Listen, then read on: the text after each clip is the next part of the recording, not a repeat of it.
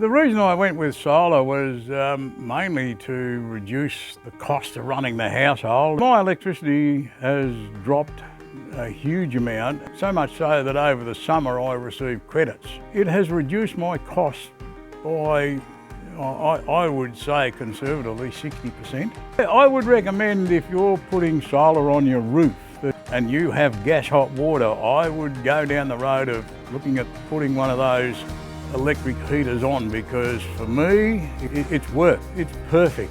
I no longer get $200 per month gas bills, you know, and the majority of that was hot water service.